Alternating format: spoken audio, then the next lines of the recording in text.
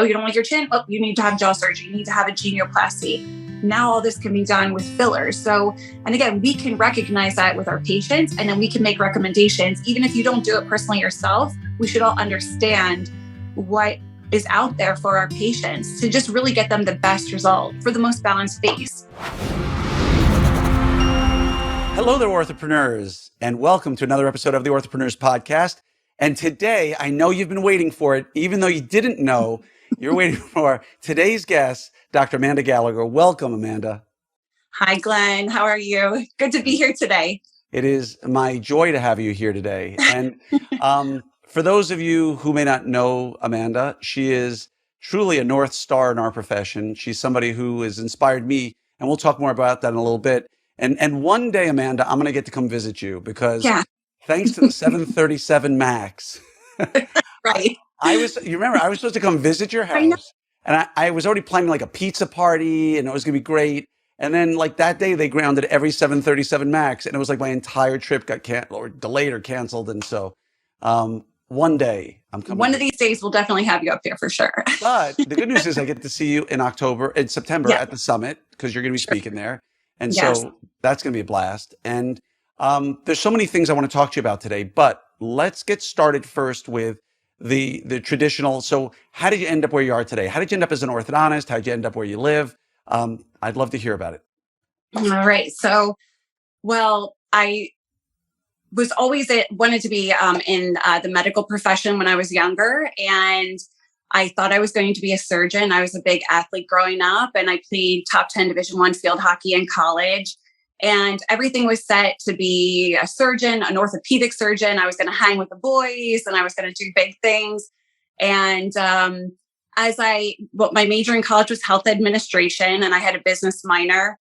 And at that time, in the early 2000s, when I was still allowed to go into the OR and work summer jobs in the operating room. And I would work with a lot of the surgeons, and they were just like, you don't want to get into this. This is not what you want to do. So I didn't know if they were trying to talk me down because I was a female. But as I started learning more about managed care and the healthcare system, I wanted to stay away from the medical setting. And so it was the first time that I started thinking about dentistry. And as part of my project for health administration when I was at JMU was to work to do some type of administrative internship. And I had reached out to the orthodontist down in Harrisonburg. Nobody wanted to hire me to do their loss, right? So I got hooked up with a periodontist, and I worked with them actually for 5 years through college. And then I got into dental school and into that whole thing. So ortho, I don't have any family that is in medicine or dentistry. I'm the first doctor in my family. So that was fun. I just wanted to, I had that goal. Ever since I was younger, and I just did everything to try to get there. So ortho was on my radar, because I thought it would be fun. I never worked in an ortho office, and, but I didn't want to put the pressure on myself with grades. And then, I did well enough that it was an option for me to apply to. And here we are today. That's how I got into ortho. I practiced, so I graduated my ortho residency in 2011. Where did you go? And then I practiced as an associate. So I went to University of Maryland. And then I worked as an associate in a practice in Boston for about 18 months when I decided that I wanted to do it for myself. And I was able to purchase an existing ortho office in 2013. We're coming up on our 9-year anniversary now. So that's kind of how I ended up in Maryland, is through residency and then meeting Ben too. So nice. And so I know the answer, but how many practices do you have now? So we just opened office number 4. That was in April. Hence. So- Thank you. It's definitely anybody who's been following, if you're watching this rather than just listening to this, anybody who's been following her incredible Instagram feed story of her office, I feel like if I do this, I feel like this would be a little bit better. I'm trying to get it to the right color purple, which would be a little bit, it's right about there. Like that's a better color for your, right? Would you agree? It's a little bit of a lighter purple, not a darker purple.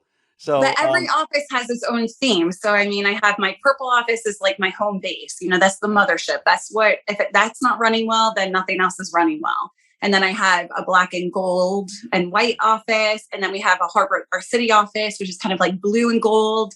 And then the newest one is mauve. So that's why, in honor of that, this is the shirt. And that goes to show you how bad I am with color, because I kept looking at the new office and I keep thinking it's purple. Yeah. Well, the next one is purple. I just every time I see it, I see purple. It could be mauve, and I'm still seeing purple. I'm just saying that. So you might realize why I left restorative dentistry. I know. Color might have been a small problem for me, but as we were talking about beforehand, before we came on, one of my secret powers is the ability to cover my blind spots. And so I will be the first to tell you that looking at shade, I can tell you A, B, 1, 2, 3, 4, whatever. Yeah. But like micro colors, like when they took the composite courses and we you drew in all the simple little colors in the composite before you did it. Right. Like, that's why I had a lab tech. I was like, oh, you're going to sit with the lab tech, let them choose the color. Right. Here I am thinking mauve is purple. So, but you bring up a really good question. There's a lot. Like I told you, whatever you say, we're going to have some great conversations here, because you talk about 4 practices with 4 completely different color palettes. Mm-hmm. And yet there are many people out there who have 4, 5, 6 practices. Every one of them is red and blue, or every one of them is. Do you find it to be a problem on the website? Do you find it to be a problem in branding? To have, if you were going to do it all over again, would you still do each one individual, different kind of color palettes, or would you do it as one color palette through and through? No, I mean, so it's the underlying style is the same. So it's the feel and the style. It's just adding different little touches that kind of play up on one another. So, for example, in our main office, we had Kelsey Montague do the mural that was back in 2019. And we had her do that purple, but it's these, it's wings. It's angel wings, but people associate it with like a butterfly. So on our newest office, because that has really become a thing that people have latched onto, is that in the newest office, I have a lot of butterfly kind of theme, not too overwhelming, but still it kind of, hints to that. So it's taking these different things or these different elements and then playing up on them, but having an underlying very similar style, the way, with the loft glass and, just the salon feel, of the offices. Oh, for sure. And I love, by the way, I love your purple shirt that you're wearing today too. Oh, thank you.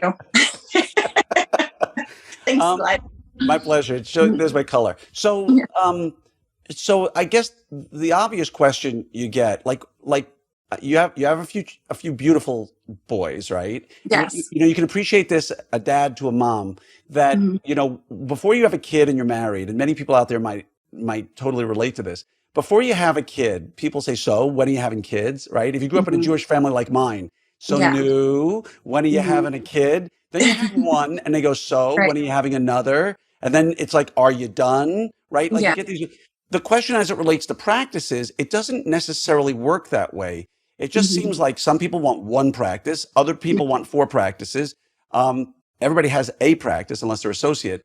What drove you to want to go through the energy and effort? And as a multiple practice owner myself, there is a lot of having 2 practices is a lot more work than just one. And having 3 is way more work than just having 2. I can't even imagine 4. What was the drive? Was it that there was economic opportunity in an area where you didn't have a practice already and you said, whoever goes in there first is winning and it needs to be me? Or was it a plan to just like, I'm going to just grow and grow and grow and I've maximized what I could in 3 and I've got to go to 4? Or am I missing the point entirely? No. So, I mean, as far as having multiple practices for us, it's just that we know that we have a very unique way that we practice. And so the way that we treat patients, and we started having patients travel to us from all over the state, from out of state. So we've not maxed out on our other practices yet. So it's not like we've maxed out and now we're going to the next thing and going to max out. We're continuing to grow. I have only one office that's running full time. We're in the process of almost going to full time in one of our first satellite offices. We still have plenty of room to go in the city office. And then we just opened this one. So it's more as though, and the newest office we opened, there are a lot of orthodontists that are around. But I think the thing is, it's that we've grown a reputation and people know about us. So they know about us because we are out there. We sponsor all of their kids' sports. We donate to all these different causes to schools. And so they believe in us and they support us. And I think being a female in business too, I mean, there's a lot of support. So it was more of, and then also kind of like where Ben grew up, which is closer to the newest office, you know, his friends, their kids are all getting ready for treatment and they were coming to our other offices. We're like, okay, we gotta get out here. So it's fun because yes, it's just continuing to grow our brand. And it's not because other people weren't there first, for sure. It's that we're doing something totally different. And so, you know, that way there's room to grow for sure because of that. Awesome. And well, every single thing you say in my head leads to like 10 more questions because you said some really good things there. First of all, for those who don't know, Ben is her husband, who is a former attorney, although technically you're an attorney for life. He's still an attorney. Yeah. Former practicing attorney. But now he's director of operations, CEO. What's the title he has? Well, so multiple hats here. I mean, well, going back to all this, I mean, the only reason why we have more than 2 offices. So Ben joined, so I bought the practice from an existing doctor in 2013. It took several years to grow that. And then as we moved or bought our first building to kind of move out of the old little spaces, Ben decided to come on, and we actually never had a conversation about him coming on. It was just like, I think I want to work with you. And I guess, you know, 13 years of doing law and litigation, he was just like, I want something different. So we work incredibly well together, and he handles all of the paperwork side, you know, the leasing agreements, you know, leasing negotiations. I mean, he does all of that. So, and having that attorney mindset and background is incredibly helpful. So, you know, when it came to opening the 3rd office, I was like, okay, I'm down. I'll design it and do whatever, but like you can handle all the other stuff. He's like, okay, let's do it. So we've gotten a system down, you know, where he does that. So yes, technically you would say that he is CEO of our practice, right? So, but recently we joined Smile Doctors, and that was in this last fall. And he's actually now the regional manager of Smile Doctors in multiple offices. Yeah, in Maryland and Virginia. So of all the offices. So, you know, I mean, he's very efficient at what he does. I mean, he's a great guy. He has a great personality and he's very smart. So he's running ours, and he's like, so I love Ben. So Ben is an amazing, just in the bit I know him and the conversations we've had, and I would never profess to know him deeply, but the time we spent, he is a great guy. He is a great guy. Yeah. You're one of those couples, Amanda, you and Ben, where you look at both of you as an outsider and you get to know both of you a little bit and you're like, geez, which one do I like more? Because, you know, like in many relationships, it's like that one, you're like, oh, she's awesome. But that guy, like the two of you are like, at the risk of embarrassing you, you're both like amazing people. So you're just a power couple. You're just a power couple. We work well together. So, I mean, that's why we've been able to do this. So I'm lucky to have for sure. And you and I, we joined Smile Doctors roughly at the same time, within weeks of each other. And I'd be a liar if I didn't say that your joining didn't help encourage me to join, which was. Well, I'm glad you're part of it too. Yeah, I mean, we had those conversations on the path there, and oh, you're going to join? I think I'm going to join. I remember, like, I'm just going to share this publicly, just because there's nothing wrong with doing it. But it was like, yeah, I'm thinking about joining an OSO. You're like, oh, so am I. I'm like, oh, which one are you joining? Oh, you tell me and I'll tell you. Like it's one of those, you tell me and I'll tell you. I'm like, well, who are you thinking of joining? And the truth of the matter is, you know, as I would hope, I just had a conversation with somebody yesterday who's a good friend who joined a different OSO. I would like to believe that everybody out there, as I told him, I hope that everybody is as happy with their decision to join their group as I am with mine. Right. Because he's like, how's it going? I said, I hope you're as happy with yours as I am with mine, because I absolutely love being a part of Smile Doctors. I think there's a lot of room out there for all the groups that are going on. I think there's some amazing doctors in every group. But I wouldn't be a liar if I said that, you know what, I think that Smile Doctors has some remarkable people in it. And the best part about it is the folks like the Amanda Floyds, you know, with Ben Fishbein, who get moved up because he's a member, of course, a partner as well, who get moved up into bigger positions in the company. Like Ben being a regional manager, I didn't know that until now. That's a huge, I mean, to me, if I'm in your neck of the woods, that's a huge deal. Yeah. Because I get to tap into a little bit of the secret sauce of what made Amanda Gallagher, you know, AG Ortho through Ben. Yeah. I mean, honestly, the phenomenal thing about being a part of a group like this, and these are things that you don't even know before you even really join. It's like you have an idea, but you don't really even know what that idea fully is until you're in. And yeah, the amount of incredibly knowledgeable people that we have, but then it almost gives you, for me personally, I feel like it kind of gives a bit more freedom, right? So it takes some stress off. Yeah. And it gives me freedom to explore new things, but then also to tap into what other people are doing. And you're completely accessible. My information is your information. Exactly. And something that I'm doing that's working for me, I can tell you, and we can all share and just continue to grow together. So I think that's incredible. I think for our profession as a whole. And it's definitely super exciting to be a part of this group for sure. Right. And the funny thing is, people reach out to me a lot, and I always welcome anybody who wants to talk to me to reach out to me. Right. And I'll be totally honest and candid. It's hard for me to speak about other OSOs because they're like, Right. well, what was the difference between yours and that one? I'm like, well, I didn't join that one. I joined Smile Doctors. But you said it best. I never quite thought it this way. The freedom that I have is, it's kind of funny because everybody's afraid of giving up their autonomy. Everybody's like, I don't want to join one because I don't want to give up my autonomy. I'm like, if anything, I have more autonomy than beforehand. And that's not like a party line. Like you and I were talking earlier about med spa and fillers, and we'll talk more about that. But like, I can do whatever I want to do in my practice. Like nobody says boo, and I don't have to deal with the paying of the bills. I don't have to worry about dealing with overhead. I have an HR department that now I can go to and go, I have a problem with an employee. What should I do about it? Like, I know that is amazing. That's huge. And again, I would like to hope that every OSO is the same way. I am not like I win, you lose. I am a like abundance mentality. The more everybody succeeds, the better it is for everyone. You and I chose Smile Doctors. Someone else will choose another one, and I'm sure they're doing great at it. But I love the autonomy, and and let's be honest, the financial side of it doesn't suck either. The ability financially to benefit now for what you would have benefited for in 5 or 10 years or 15 years is a huge part to play a role in my decision to join one as well. And I don't know about you, what were some of the driving factors in the broader sense of joining an OSO in general? What appealed to you? Because you struck me as the kind of person, like me and Doug, we were on the same exact trajectory where we were trying to follow the model of build, grow. And maybe in 5 years, 3 to 5 years, maybe we'll consider selling or partnering. We were not ready for it. And then like you and I at the same time kind of jumped into it. And what were some of the things, if you're comfortable talking about it, what made you want to go from that path of, field hockey, competitive, right? Because I'm the same way. Like I played a lot of sports growing up. It was like that, the competitive, I'm going to grow to suddenly I'm going to collaborate. Yeah. So again, we weren't looking to make this transition. We were approached and we listened and we're like, I don't know, not sure, and then it's a lot of talking to different people and talking to your financial people and trying to see what makes sense, but so to be part of an organization, I mean, it's not ground level. I mean, they've been doing this for, I think, with 6 or 7 years now at this point.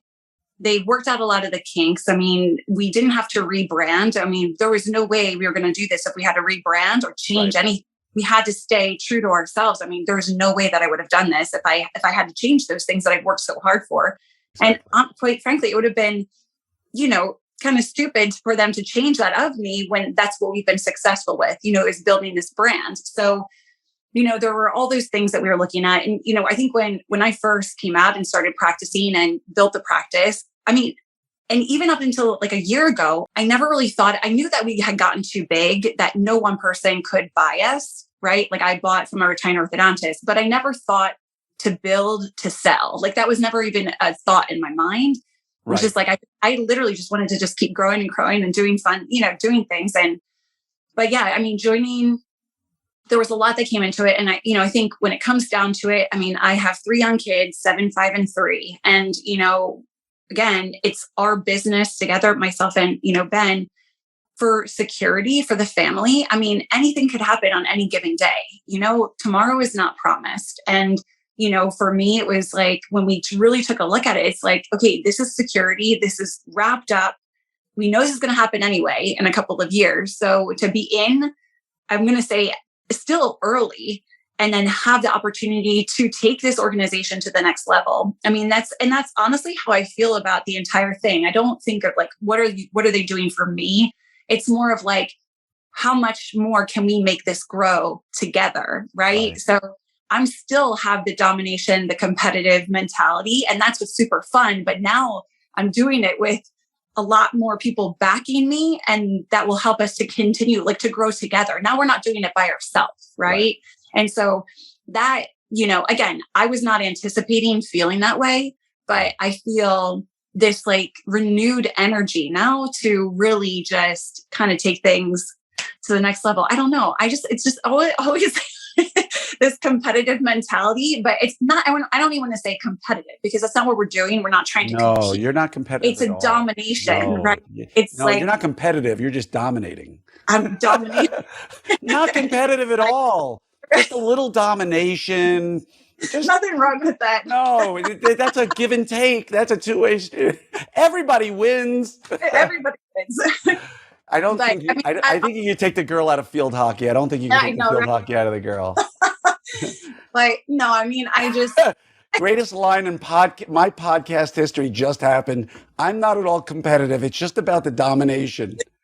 I think that. you might have blushed a little bit. Yes, it was great. Just I'm going to own everything, but it's not competitive on any level. Seriously, though, it's like, I mean, there's so much good to be had, like by every, and then being able to share and not be, and again, the abundance mentality that you were talking about, there is room for everybody at the top. And that's the thing too. Like, I think kind of getting to this point too, is that, it's like always like, you are always guarded to share your information because you don't want people ripping you off. Well, I learned people just rip you off anyway. It doesn't matter.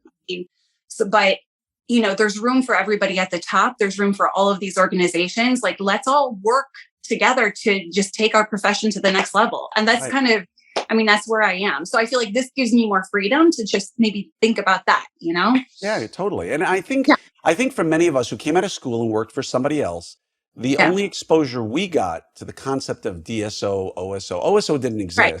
The concept was you're a dentist who owns 5 practices and you bring an orthodontist in 1 day a week to each practice, right? That was what we were exposed to. And that was, in my opinion, I'll say it out loud, I don't think that's good for our profession. No. The person who's coming in, or the GP doing ortho in their practice, and, they're going to sell the whole package. When you have something owned just by orthodontists, for orthodontists in an orthodontic community, there are some who say the business model doesn't work for them and they want to do it a different way. And I respect that. But at the end of the day, if we can bring more awareness through 3, 4, 5, 12, 15 different OSOs, and again, will they all succeed? No. I mean, you can ask the experts in the field, are all 12 or 15 OSOs going to make it? Probably not. There's a littered trail of small little startup OSOs that didn't make it, that I've learned about over the last year or so. But at the end of the day, is anybody going to come in and change AG Ortho to smile doctors on the door?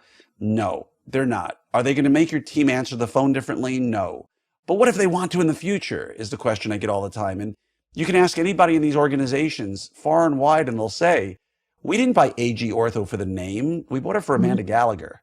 And what we don't want to do is suddenly change it to be smile doctors because we've lost everything we purchased. And so I'm just excited to be your partner. And the funniest thing is, when you go to like their annual meeting and you go around the room, were you there this year? Were you at the one in Dallas? I can't remember. Yes. Yeah.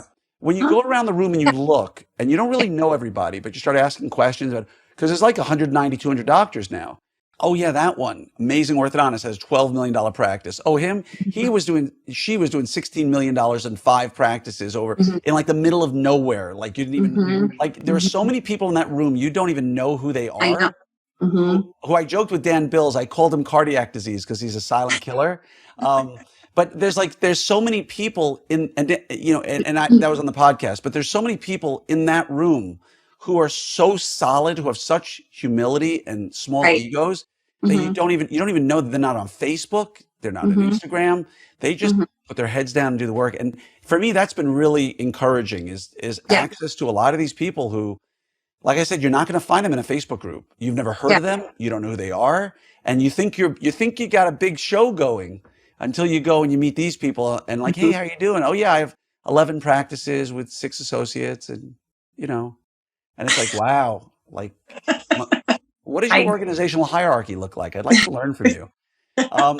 So, but on that note, you have, I think, what do you have? 3 associates that work with you? So we have 3 full-time associate doctors. We have a new one starting actually next week. So that'll be, Nice. yes. Very nice. Yeah. So exciting. So as somebody, myself and Doug brought it in, somebody into our practice, it's so simple, right? You just bring them in, let them go to work, right? There's nothing to train. I mean, people seem to take that thought of, I'm just going to bring somebody in, and there's a lot of energy and effort that goes into it. If you could look back now, and I'm sure the person you're looking for now is very different than the first person you were looking for when you first started looking. What advice would you give to people who are thinking of bringing in an associate into their practice from a readiness perspective? And what would you be looking for in that person?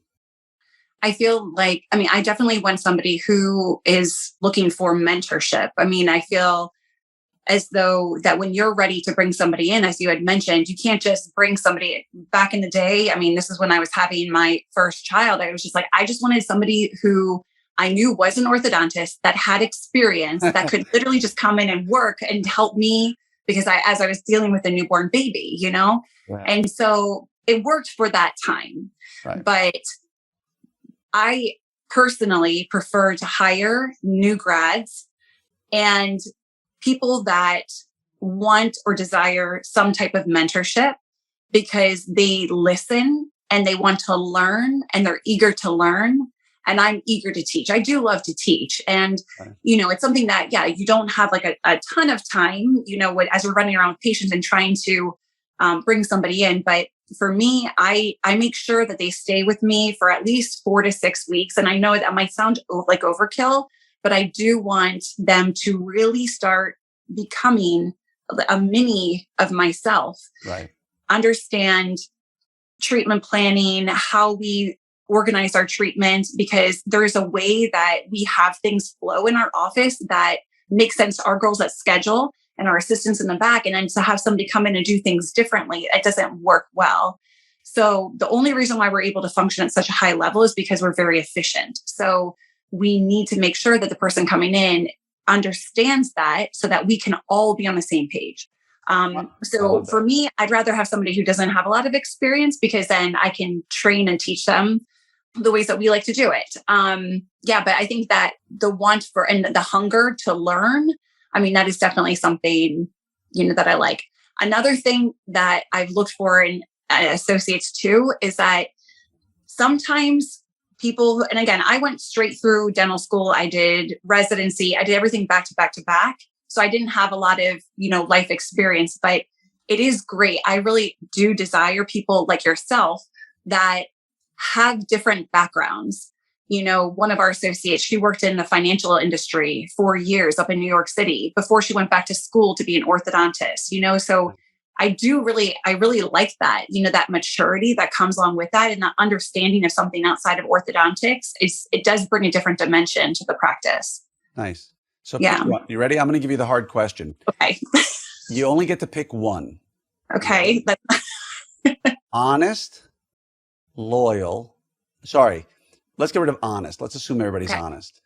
Okay. Driven, entrepreneurial, charismatic, or humble? Charismatic. Yes. It's interesting, because if I were to ask that question of 100 orthodontists who I know and respect who have associates, I think you'd get totally different answers from each one. Right? Why did you choose that? That's the way my practice works, is that the way that we function is, we interact, with the parents and with the kids, and it's being able to have that interaction. That's what has built our brand. Yeah. And so that's why we're different, is because of that. We really do care. We're always complimenting the moms on their clothes and hair and all that kind of stuff. But having the personality, it really draws people in. Yeah. Yeah, I totally hear you. And by the way, on that note, I told you I was going to jump into this a little bit, and I think you just gave me a good little foot in the door of this. Okay.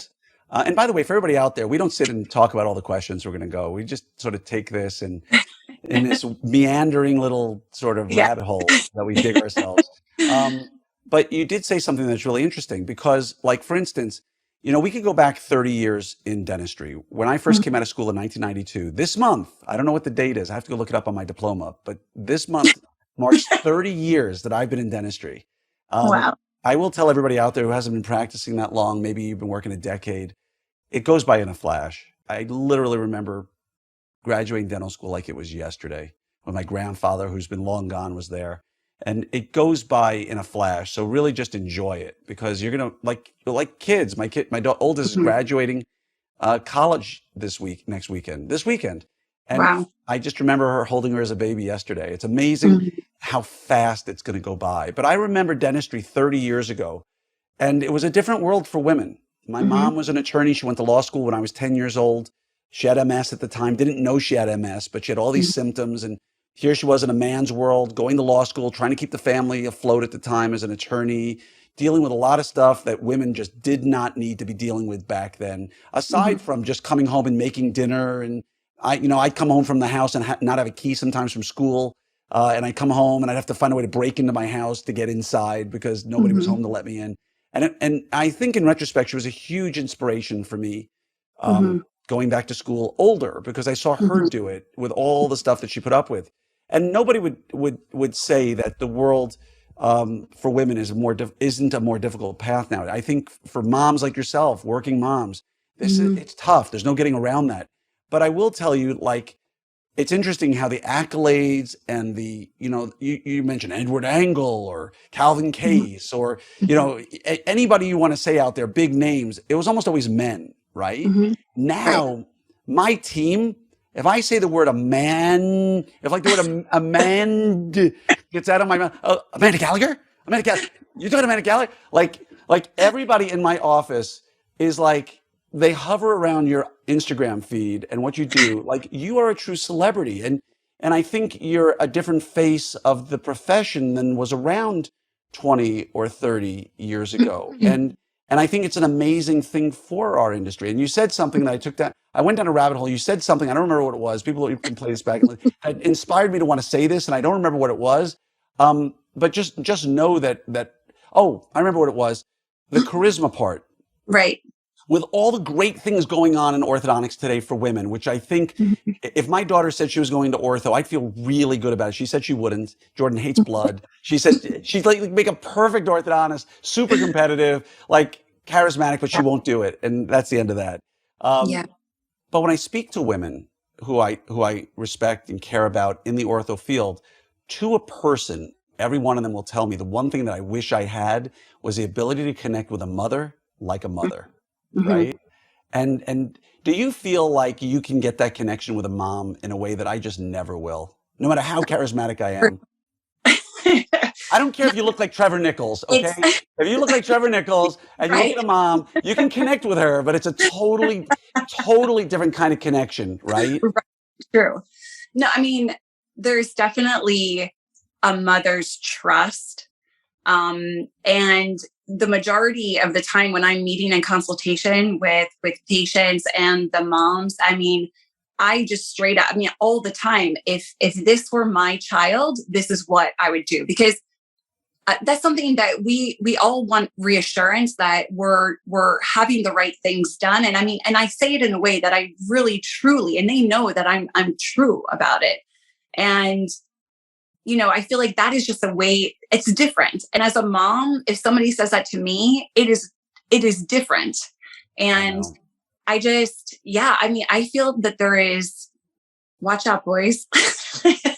There really is a big advantage to being a woman in this profession. And I'm super excited for the fact that there are so many women that are out there now in ortho, because it's awesome. And the way that we're able to connect, I just feel like, and talk about the patients, and it's like that mother's love, and one of those things that you don't know unless you are in that situation, or you have a child. It is different. You connect deeper. And so I feel like that is a huge advantage. And again, different than other practices in the area too, is like my ability to be able to do that.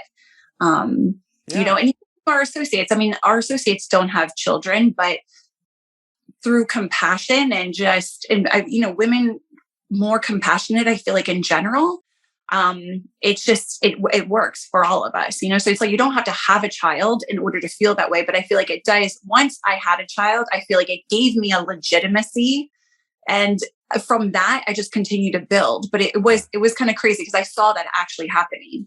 I know. And I've been in offices with women doctors, women orthodontists who I love. And I watch when I turn to a mother and I say to a mom, I'm like, I know this is a tough call for you, but if this was my son, like this is exactly how I treat this. And they look at me and they nod and they're bought in and they do it. I watched it when a mother says it. And it's just different. It's sort of like all of a sudden with me, they agree and they do it. With the mom, you see the stress leave them. Like it's like you watch, like only a mother loves a child like a mother. And I think that's true. I think fathers are different. I mean, it's okay to say that men and women are different. And I love my kids and my wife loves our kids, but it's a different kind of love. And when I was glad to hear you say that because there's no point to it. It was interesting about the charisma. It's like, I just feel like moms in general have to make so many decisions on a daily basis. And you're always trying to do the best for your child and you want to do the right thing. But I mean, if you're not in the industry, you don't know what that right thing is. And it's like, you're just going off of a recommendation. So when you are able to, connect like that, it's just like, okay, that's one less thing that I actually have to worry about because I believe you. And so, I feel very strongly about that. And a lot of our practice too. I mean, originally the design of the office, I wanted moms to feel bougie. I mean, you remember I talked about this with Kyle Fagala back in the day. It's like I designed offices because I wanted moms to feel good about coming into the office, with their children. And, so much of what we do is just about convenience. I mean, the same day starts is not trying to push treatment down people's throats. It's that I know your schedule as a mom. Like as a mom, I get your schedule and I know you don't have time to think about this or come back. So no pressure. Why don't we do this? Let's get things going. And, again, you can call us back or whatever. But yeah, I mean, and when you say that, I can say it. But I can't. But if I say, "Hey, I'm a dad," I know what it's, and I say that, you can just. That sounds a little scheming. It's just different when I say to them, "Hey, I'm a dad. I have to take my kids around places, and I know you don't want to miss school. I know how challenging. But I'll never understand the life of a mom the way a mom does, and it's just simple enough. But my new office, we're moving our space. I am building an office around moms. Right, my practice is probably 50 to 60% adult. I don't know the current numbers, and. But moms are bringing the kids probably 85% of the time. Of my adults, probably 75% of them are women. My new office is going to be built around women and moms and Tiffany blue and, colors that resonate more with women than with men because honestly, it makes them more comfortable and I want them to be comfortable. Mauve. And it should be mauve. Like the purple in like the mauve in back of me over here, like that color mauve. Okay. I mean, but really, that is like how the practices have evolved. And I mean, now that there's more adults seeking treatment than ever before, it's like, okay, this is how we originally built it to attract moms and make them feel bougie. But now it's like, okay, well, people would rather walk into a really nice high-end salon type office than going to a kiddie practice with, Exactly. I remember I'm going to give a shout out here. I remember I walked into John Graham's office a few years ago. And he just moved into his new location. And I remember the elevator was a 2-story elevator. So I took the elevator up. So he says, get the experience. I took the elevator, doors open, and there's just a little desk there with 2 women behind it, like a hair salon, right? And concrete and loft feel. And it was not a kid office. And it appealed to me. And quite honestly, if I was bringing my kids there, I'd prefer to bring that than like a bunch of dancing rabbits, going around and like, it was so comfortable to be there. And I swore that when I build my office, that's exactly how I'm going to do it. And that's what we're striving for is that concierge. But with the time we're running down on, I just want to hit one more point with you, if you don't mind, because anybody who's really followed you and seen your practice knows that it's more than just smiles, right? Whether it's whitening teeth or some sort of facial aesthetic changes through neurotoxins or you can tell I've been hanging out with people, right? It's not Botox. You're very, very formal. And my lines on my head would indicate my lack thereof, right? I can do this. There's nothing wrong with Botox. there's nothing. But with fillers and threads and all the other stuff that people are doing today, it's something you've incorporated into your practice is facial aesthetics, quote Mm-hmm. unquote, what people would call med spa like services. Mm-hmm. Did that start? Just the only question I want for you, because we could go into an hour on this and we don't have the Right. time right now, but maybe at a future summit. I know you're speaking at this year's summit, but maybe at a future summit, you could talk about this. But that's what you have me talking about is actually Botox and at a future summit, yes, opsummit2022.com. You can go sign up and hear Amanda Gallagher speak about fillers. But the question I have for you here is real simple. Initially, was the drive to get started with it in your office because you felt like you needed to start doing it? Like I have an inner drive from my former life and from now, like this is my next evolution. Like I do want to start doing this in my office more because again, the lips are the frame of the face is the frame of the smile. And I want to be able to bring this into my office because for me, professionally, it's the next step for me. But there's also that component of it'll bring more people into the office. It'll satisfy an aesthetic requirement for a lot of my patients who might be bringing their kids in, but maybe this is my gateway to bring them into my practice to show them what else I can do for them. What was the initial drive for you to bring it in, and has that evolved? So the number one reason why I learned how to do it is for myself. Right. Because I had a deep line on my face for years, and just like that. I mean, aesthetically, I was always really self-conscious about it, and I knew that dentists were able to do it, and I'm like, okay, let me learn about this. And so I really wanted to learn it for myself, and this was back in 2018 when I took my first course. So it's been 4 years.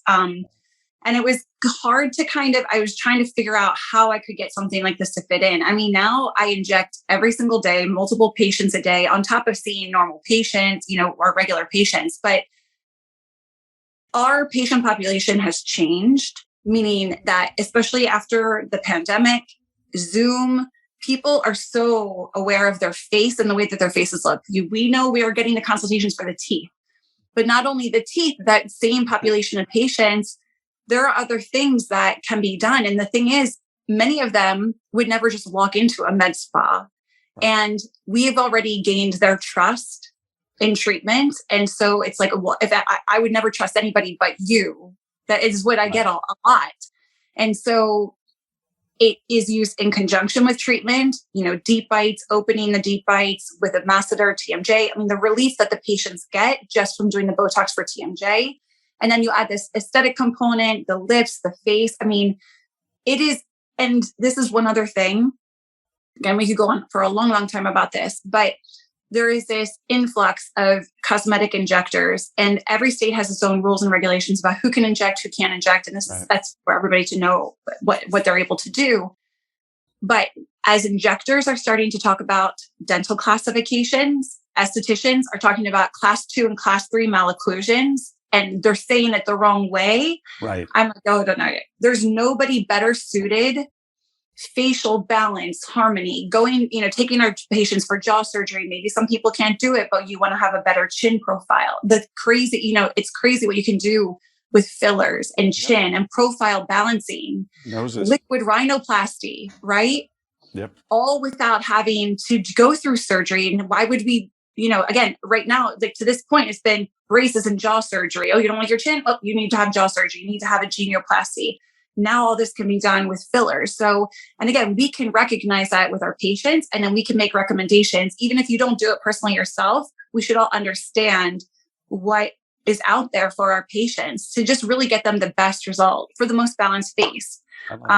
So that is my true passion right now too. I feel like, as you were saying, it is the next evolution for myself. I get the ortho stuff, and this is a challenge for me. And I really enjoy it. And I feel like it's something that I want to really share with a lot of people. I just created my own, I created a Facebook page called the Aesthetic Orthodontist.